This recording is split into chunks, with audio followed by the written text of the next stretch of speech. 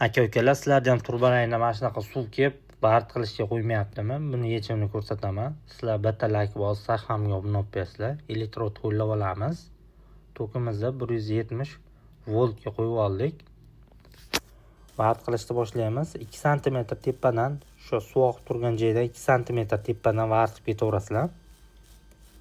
O'zi qizigan sari suvni itarib, parlantirib chiqarib yuboradi. Shov juda chiroyli, ideal chiqmaydi, lekin svarka qilib bemalol foydalansalaring bo'ladi. Mana ko'rib turibsizlar, hech qanaqa sложный joyi yo'q. Har doimgidek aytib ketaman, bu videomiz bilmaganlar uchun, bilganlar uchun emas.